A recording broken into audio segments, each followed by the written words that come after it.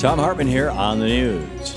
You need to know this. Wisconsin voters hit the polls today for the first battle in a historic recall election in that state.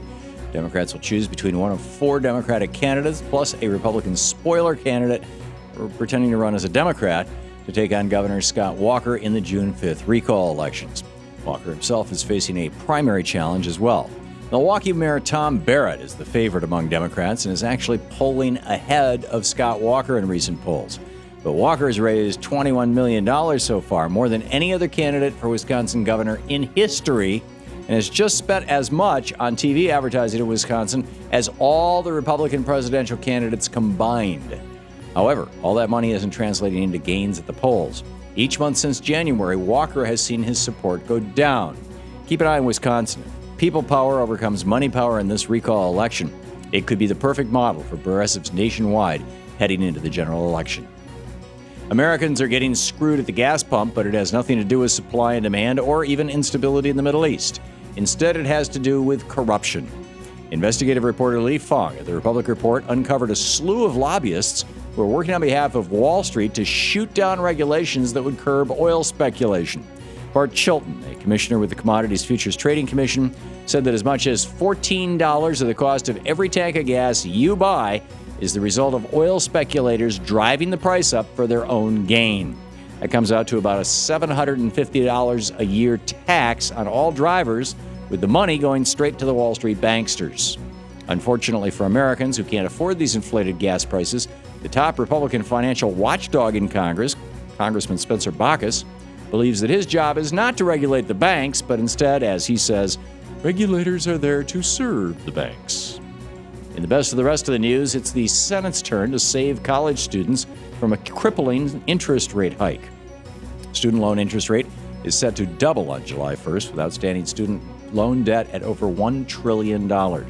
So Democrats in the Senate today brought legislation to the floor to prevent rates from going up and pay for it by closing a corporate tax loophole. Unfortunately, Republicans were hell-bent on protecting that corporate tax loophole, and despite the bill getting approval from a majority of senators, it failed to overcome a Republican filibuster. Instead, Republicans are pushing their own legislation that passed out of the House 2 weeks ago, which pays for student loan relief by cutting funding from preventative health programs for working-class people. President Obama has promised to veto the Republican bill since it stops women and children from receiving cancer screenings and vaccinations that they need to stay healthy. Once again, Republicans are doing whatever they can to protect their corporate overlords, no matter the damage they may cause to students, mothers, and children. Millionaires and billionaires like the Koch brothers and Karl Rove have already pledged $500 million to defeat Democrats this election cycle, but now rich people on the left are getting into the money game too. The New York Times reports that major liberal donors are getting ready to pour at least $100 million into the election to help Democrats. But instead of focusing on corporate super PACs and negative ads like the Kochs and Karl Rove are doing, liberal donors are instead putting their money into grassroots organizing and an election ground game.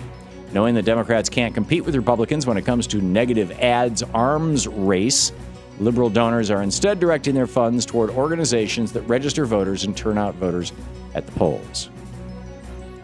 Austerity may not be the only policy scrapped in French President-elect François Hollande's administration. So too might be war. At this month's NATO summit in Chicago, Hollande is expected to announce a full withdrawal of French troops in Afghanistan by the end of this year.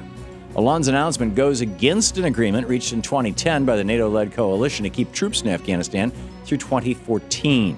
With more than 3,300 troops deployed in Afghanistan, France has the fifth largest military presence in the war, meaning their withdrawal could embarrass the coalition. Or it could be a sign that the United States should do the same thing. Declare victory and go home. Germany is telling major oil corporations to get the frack out. As Der Spiegel is reporting today, both Germany's environment minister and their economy minister have bowed to pressure from environmental groups and put the brakes on the controversial practice known as hydraulic fracking, which injects poisonous chemicals into the ground to extract natural gas.